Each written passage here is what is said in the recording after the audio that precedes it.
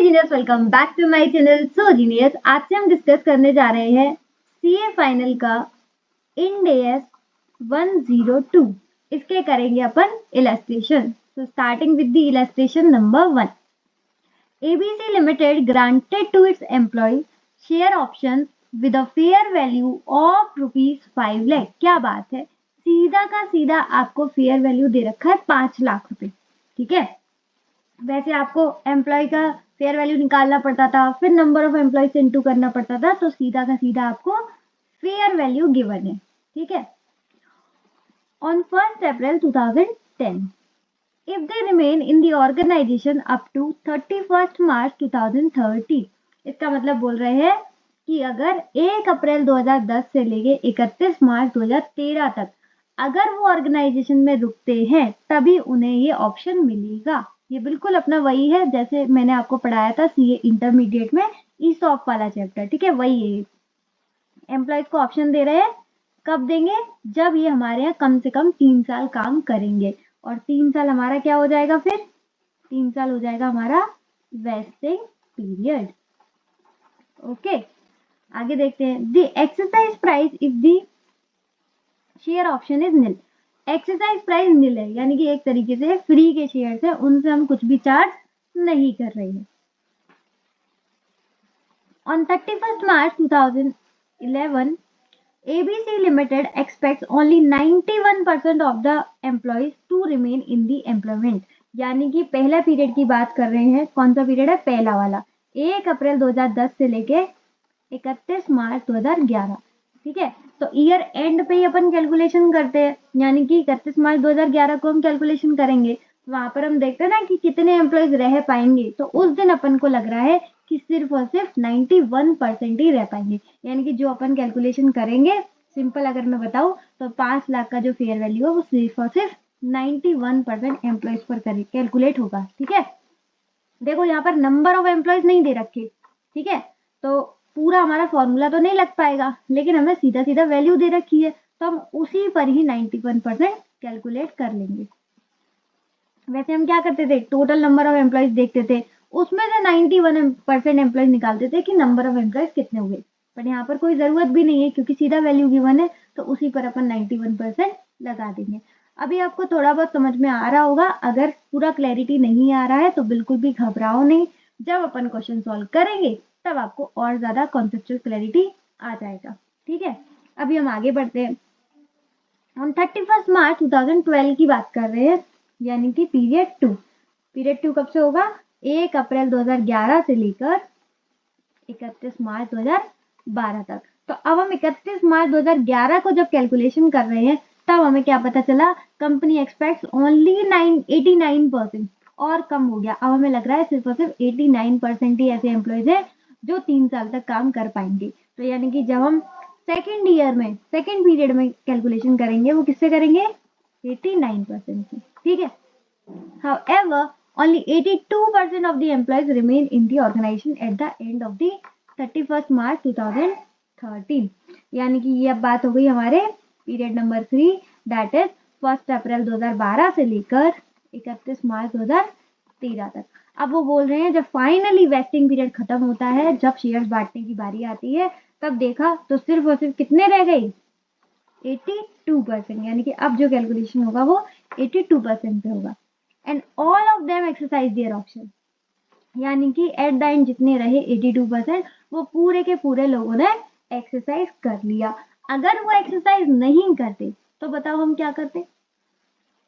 अगर वो एक्सरसाइज कर लेते हैं तो हम कहाँ ट्रांसफर करते हैं? सीधी बात है, अगर वो ऑप्शन एक्सरसाइज कर लेते हैं तो हम उन्हें शेयर कैपिटल इशू कर देते हैं, यानी कि इक्विटी शेयर कैपिटल हो जाता है क्रेडिट, सिंपल। लेकिन मैं कह रही हूँ यहाँ पर अगर ये नहीं लिखा होता ऑल ऑफ देम, अगर सारे एक्सरसाइज नहीं करते तो क्या होता? तो कुछ भी नहीं होता, सिंपल। अमाउंट कहाँ चला जाता? रिटेन अर्निंग्स में। ठीक है, अगर कुछ लोग ऑप्शंस एक्सरसाइज नहीं करते हैं तो उनका अमाउंट चला जाता है रिटेन अर्निंग में। ठीक है, और अगर एक्सरसाइज कर लेते हैं तो इक्विटी शेयर कैपिटल। अब यहाँ पर बोल रहे हैं सारे के सारे, ऑल ऑफ देम, सबके सब ने क्या कर लिया है? एक्सरसाइज कर लिया ऑप्शन, यानी कि रिटेन अर्निंग में कोई भी अमाउंट नहीं जाएगा, ये कट जाएगा। ठीक है, यानी कि सारा का सारा अमाउंट डाल देंगे हम इक्विटी शेयर कैपिटल में। Share options will be settled in 5000 shares of ₹10 each, sorry 100 each. यहाँ पर आपको फेस वैल्यू दे रखा है 100, यानी कि इक्विटी शेयर कैपिटल में 100 वाला जाएगा। ठीक है, पास दी जनरल एंट्री, सिंपल अपन को जनरल एंट्रीज पास करनी है। तो चलिए फटाफट से कॉपी और पेन निकालते हैं और इलस्ट्रेशन नंबर 1 को भी आसान बनाते हैं। हाँ जी, तो कॉपी पर सबसे पहले लिखिए इंड AS 102, जिसमें हम कर रहे हैं इलस्ट्रेशन नंबर 1 सॉल्यूशन। सॉल्यूशन में क्या रहेगा, मेन उनका क्वेश्चन का रिक्वायरमेंट था जनरल एंट्रीज। ठीक है, जनरल एंट्रीज किसकी बुक्स में बनाएंगे, इन दी बुक्स ऑफ ABC लिमिटेड। हमेशा की तरह जनरल एंट्रीज का फॉर्मेट आपको पता ही होगा कि भाई अब तो आखिरी राह पर है हम फाइनल में, तो उसकी तो आपको पता ही होगा, date, particular, debit amount, credit amount. ठीक है, 11 से बनाते आ रहे हैं और अब आखिरी सफर पर है, तो जनरल एंट्रीज का फॉर्मेट किसको नहीं आता होगा, सबको आता होगा। बट आपको ये भी पता होगा कि इंटरमीडिएट से मैं कैसे पढ़ाती हूँ, जनरल एंट्रीज अपन बाद में बनाते हैं, लेकिन उसका जो अमाउंट कैलकुलेशन होता है वो अपन पहले कैलकुलेट करते हैं कि डेबिट क्रेडिट में जाएगा कितना। ठीक है, तो इस बार भी हम वही करेंगे, अपनी आदत वही रखेंगे। आइए फटाफट, पहले हम क्रिएट करेंगे वर्किंग नोट, जिसमें हम अमाउंट कैलकुलेट करेंगे। ठीक है, कि हर साल अपन को कितना एक्सपेंस रिकॉग्नाइज करना होगा। ठीक है, देखो 3 साल बाद अपन को देना है।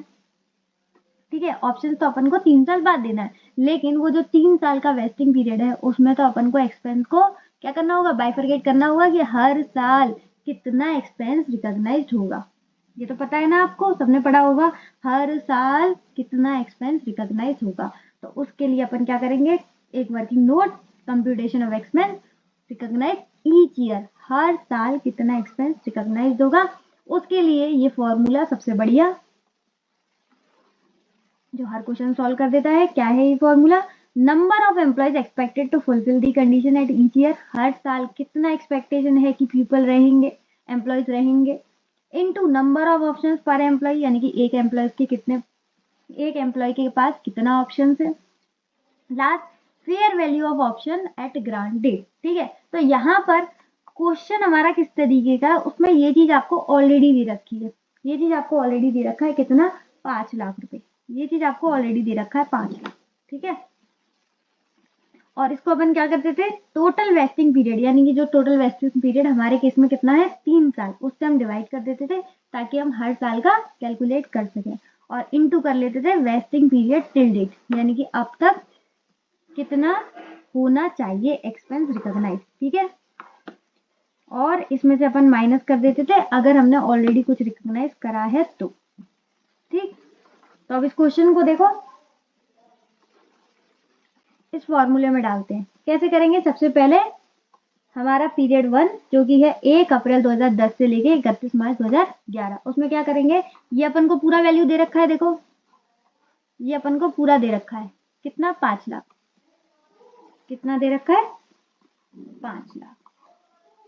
और नंबर ऑफ एम्प्लॉयज, नंबर तो नहीं पता लेकिन हमें परसेंटेज पता है जो कि वैल्यू पे डायरेक्ट लगा सकते हैं अपन, कितना है, एक बार मैं क्वेश्चन देख लूं अपनी बुक में से, ये है 91%। ठीक है, वेस्टिंग पीरियड टोटल कितना है 3 साल, और vesting period complete till date, अभी तो पहला ही पीरियड चल रहा है तो यानी कि 1 ईयर। तो ये आ गया हमारा पूरा फॉर्मूला, लगाओ 5 लाख इंटू 91% डिवाइड बाय 3, ये आ गया 151667, 151667। क्या इससे पहले हमने कुछ रिकॉग्नाइज किया है, नहीं, तो फिर ये कितना आ जाएगा 151667। ठीक है, कुछ भी एक्सपेंस हमने ऑलरेडी रिकॉग्नाइज नहीं किया था, क्योंकि भाई ये तो पहला ही साल है तो रिकॉग्नाइज कैसे कर लेंगे, इसलिए यहाँ पर कितना आंसर आ जाएगा 151667। तो हमने फर्स्ट ईयर का अमाउंट कैलकुलेट कर लिया है, इसी सिंपल तरीके से आगे भी कैलकुलेट करते हैं।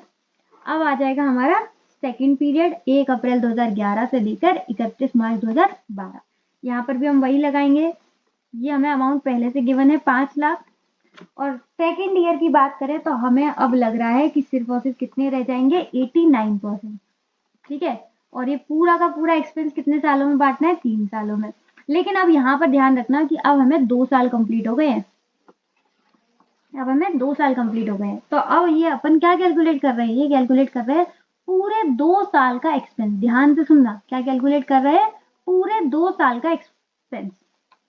तो 5 lakh into 89% divide by 3 into 2, ये आ जाएगा 296,667, 296,667, ठीक है, ये आ गया हमारा। अब यहाँ पर ध्यान रखना है, ये जो 296,667 है पूरे 2 सालों का है, पूरे 2 सालों का, लेकिन हमें सिर्फ और सिर्फ सेकेंड ईयर का चाहिए। ये पूरे 2 सालों को इतना हमें रिकॉग्नाइज करना है, 2 सालों में, 2 सालों में इतना रिकॉग्नाइज करना है। तो क्या हम पहले कुछ रिकॉग्नाइज कर चुके हैं? बिल्कुल।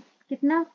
151,667, ये हम ऑलरेडी रिकॉग्नाइज कर चुके। 296,667 में से 151,667 ये हम रिकॉग्नाइज कर चुके हैं, यानी कि सेकेंड ईयर में सिर्फ और सिर्फ कितना रिकॉग्नाइज करना बाकी है? 1,45,000। तो ये फर्स्ट ईयर का हो गया, सेकेंड ईयर का हो गया, ठीक है। दोनों को मिला के कितना हो गया? 29667। ये समझ में आया कि नहीं आया? डाउट तो नहीं है? ये बेटा जो भी कैलकुलेट किया हमने 2 सालों का कैलकुलेट किया है 29667, लेकिन ऑलरेडी हम इतना कैलकुलेट कर चुके हैं, तो सेकेंड ईयर का जो आएगा वो सिर्फ और सिर्फ इतना आएगा, ठीक है। कोई ये मत सोचना खाली इतना आ जाएगा, ठीक है। ये 2 सालों का है और हमें सिर्फ सेकेंड ईयर का चाहिए, सिर्फ दूसरे साल का चाहिए। ये 2 साल दोनों का है। तो अब अपन आ जाते हैं पीरियड नंबर 3, दैट इज 1 अप्रैल 2012 से लेके 31 मार्च 2013, यानी कि अंत में आ गए अपन। तो यहाँ भी सेम तरीके से कैलकुलेशन होगा, कुछ अलग नहीं है। 5 लाख वैल्यू है पूरा, जिसमें अब अपन को लग रहा है थर्ड ईयर में कि सिर्फ और सिर्फ 82% लग क्या रहा, अब तो पता ही चल गया। हाँ, एक्चुअल में 82% ही रह गई।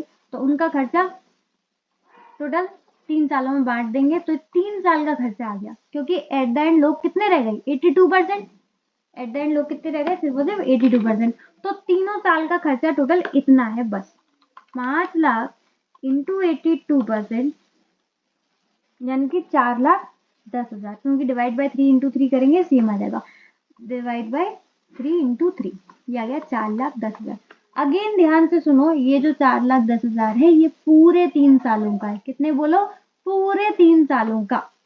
लेकिन हमें चाहिए सिर्फ और सिर्फ थर्ड ईयर का, यानी कि फर्स्ट ईयर का और सेकेंड ईयर का अपन को माइनस करना पड़ेगा, तभी सिर्फ और सिर्फ थर्ड ईयर का आएगा।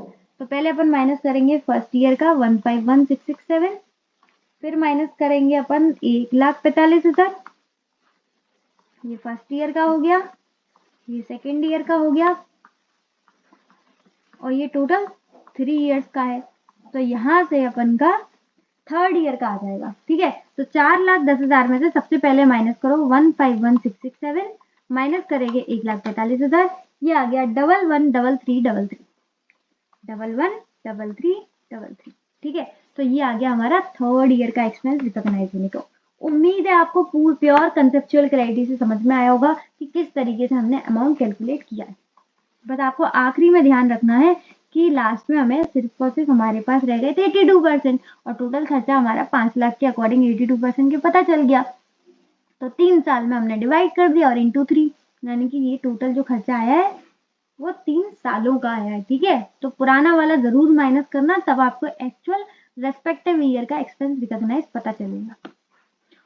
तो मेन जो हमारी दिक्कत होती है इस तरीके के क्वेश्चंस में, वो होती है अमाउंट कैलकुलेशन, जो कि हमने ऑलरेडी सिंपल तरीके से कैलकुलेट कर लिया है। 151,667, 1,45,000, 11,13,33, ठीक है। तो हमारा मेन जो काम है वो वर्किंग नोट में हो चुका है। अब अपन चलते हैं जनरल एंट्रीज की तरफ। अब जनरल एंट्रीज बहुत आसान होने वाला है, कुछ भी नहीं है, बस मेरे साथ साथ फटाफट फॉर्मेट बनाओ और स्टार्ट हो जाओ। डेट हमेशा हर एंड में करते हैं, हम हर साल के एंड में करते हैं, यानी कि पहला बनेगा 31 मार्च 2011 को। एंट्री में क्या आएगा? एंट्री में आएगा कि किसके लिए बन रहा है? एम्प्लॉयज के लिए। एम्प्लॉयज हमारे यहाँ काम करेंगे तो हम उनको ये देंगे, ठीक है। तो एम्प्लॉयज काम करते हैं तो हम उन्हें सैलरी देते हैं, लेकिन हम यहाँ पर क्या नाम लिख रहे हैं? Employee benefits expenses. अब ये किसने दिया? तो सिंपल, ये हमारे इंड एस ने बोला है कि आप इस तरीके से टेक्निकल लैंग्वेज में बात कीजिए। भाई आप चार्टर्ड अकाउंटेंट बनने जा रहे हो तो देसी लैंग्वेज में थोड़ी बात कर सकते। सैलरी दे रहे हैं ऐसे तो हर कोई समझ जाएगा, तो हम क्या बोलेंगे? हम थोड़ा डिफरेंट स्टाइल में बोलेंगे, एम्प्लॉय बेनिफिट एक्सपेंसेस, ठीक है। हर साल हमें कितना रिकॉग्नाइज करना है वो तो हम ऑलरेडी कैलकुलेट कर चुके हैं। फर्स्ट ईयर का कितना था 151,667। तो हम क्या कर रहे हैं, एम्प्लॉय बेनिफिट एक्सपेंस के नाम से इसके ये गुल्लक बना दे रहे हैं और उस गुल्लक का नाम है SBP. SBP share based payment reserve, share based payment reserve, ठीक है। अच्छा ये कहाँ जाएगा, ये अपना जाएगा P&L अकाउंट में, और ये किसका पार्ट होता है, ये पार्ट होता है इक्विटी का, ठीक है। तो सिंपल हमारा फर्स्ट ईयर कंप्लीट, बस इतना ही करना है मैम, हाँ सिंपल। नेक्स्ट ईयर में आ जाओ, 31 मार्च अब कौन आएगा 2012, सेम एंट्री पास करनी है बिल्कुल। इस बार भी हम क्या कर रहे हैं, ये सब काम किसके लिए, एम्प्लॉई बेनिफिट्स एक्सपेंसेस, यानी कि उसकी salary. Again transfer to P&L account, debit करेंगे, और ये कहाँ डाल रहे हैं अपन, एक गुल्लक बना रहे हैं और गुल्लक का नाम है एसबीपी रिजर्व, ठीक है। और ये किसका पार्ट होता है, इक्विटी का। हाँ जी, तो इसका अमाउंट क्या है, इसका अमाउंट भी हम ऑलरेडी कैलकुलेट कर चुके हैं, 1,45,000। ये आप वर्किंग नोट में से चेक कर लेना, ठीक है। अभी मैं दिखा नहीं रही हूँ, नहीं तो मुझे पेज पलटना पड़ेगा, और इस टाइम माउस है नहीं, मैं पेज पलटूंगी तो फिर कहीं और ही चला जाएगा पेज, इसलिए आप ध्यान देना। थर्ड ईयर में आ गए अपन, थर्ड ईयर में भी सेम एंट्री पास करेंगे। देखो कुछ भी नहीं है, एक ही फॉर्मूले से अपन ने अमाउंट कैलकुलेट किया है और एक ही एंट्री पास की है, बहुत सरल है, बहुत आसान। अगेन एम्प्लॉय बेनिफिट एक्सपेंसेस गुल्लक में डाल देंगे, कौन सी है, एसबीपी रिजर्व। 3 साल से गुल्लक बना रहे हैं, 3 साल से। ये किसका पार्ट होता है, इक्विटी का। थर्ड ईयर में अमाउंट कितना है 113333, 113333। अब फाइनली 3 साल कंप्लीट हो गए और हमने हर साल एम्प्लॉय बेनिफिट एक्सपेंस के नाम से पैसा निकाल कर कहाँ डाल दिया, एसबीपी रिजर्व में, ठीक है। एसबीपी रिजर्व क्या है, गुल्लक। अब जब फाइनली, अलग पेन से लिखूं, फाइनली आ गया हमारा 31 मार्च 2013, यानी कि वही घड़ी जहां पर इंतजार था एम्प्लॉयज को कि हम उनको शेयर कैपिटल देंगे, और सब लोगों ने एक्सरसाइज कर लिया है ऑप्शन, यानी कि सबको हम इक्विटी शेयर कैपिटल देंगे, ठीक है। कितना, जितना एंड में था, टोटल जितना बचा था, इसको प्लस कर लो, इसको प्लस कर लो, इसको प्लस कर लो, कितना आ गया 4,10,000, क्योंकि सबने ही कर लिया है ना एक्सरसाइज ऑप्शन। अगर कुछ कम ने किया होता तो बात आती, यहाँ पर तो सबने कर लिया है जितने थे। और कितने थे टोटल, टोटल थे 82%, और 82% का टोटल कितना आ रहा था, 82% का 82% का 3 ईयर्स का कितना आ रहा था, 82% का 3 ईयर्स का आ रहा था 4,10,000, ठीक है। इनको जो अपन इक्विटी शेयर कैपिटल देंगे, इनको जो हम इक्विटी शेयर कैपिटल देंगे वो देंगे कहाँ से, सिंपल सी बात है, गुल्लक से। इतने सालों से जो गुल्लक बना रहे थे वही तो फोड़ेंगे। तो गुल्लक अभी तक हम बना रहे थे तो कर रहे थे क्रेडिट, अब गुल्लक वो फोड़ेंगे तो उसे हम कर देंगे डेबिट, और इक्विटी शेयर कैपिटल कर देंगे क्रेडिट, ठीक है। समझ गया, यहाँ पर हमने इक्विटी शेयर कैपिटल इशूड कर दी 82%, यानी कि सबके सबको, और 82% का 3 साल का जो खर्चा था वो था हमारा टोटल 4,10,000, जो कि हमने साल के तीसरे साल के अंत में हमने उनको इक्विटी शेयर कैपिटल दी। कभी कभी क्या होता है, एक्सरसाइज पीरियड भी अलग होता है, मतलब अभी तो हमने वेस्टिंग पीरियड खत्म होते ही इनको शेयर कैपिटल दे दी। कभी कभी क्या होता है, जैसे 31 मार्च 2013 है तो 31 मार्च 2014 को, यानी कि 1 साल बाद हम लोगों को पैसा इक्विटी शेयर कैपिटल देते हैं, ठीक है। तो कभी कभी एक्सरसाइज पीरियड हो सकता है बीच में 1 साल आ जाए, यहाँ पर नहीं था एक्सरसाइज पीरियड, यानी कि जिस दिन ये वेस्टिंग पीरियड खत्म हुआ उसी दिन हमने लोगों को शेयर कैपिटल इशू कर दी। तो उसमें कुछ भी फर्क नहीं आएगा, बस डेट का फर्क आ जाएगा कि 1 साल बाद देते हो तो 31 मार्च 2014 आ जाएगा, सिंपल। तो यहाँ पर उम्मीद है आपको क्वेश्चन पूरा अच्छे से समझ में आया होगा, एंट्री समझ में आ गई होंगी, इनका कैलकुलेशन, और किस तरीके से समझ में आया अपना कमेंट सेक्शन में फीडबैक जरूर दीजिएगा। आज के लिए बस इतना ही, इसी के साथ इसी तरीके से खुश रहिए, मुस्कुराते रहिए, मिलते हैं नेक्स्ट वीडियो में, तब तक के लिए bye bye, be happy always.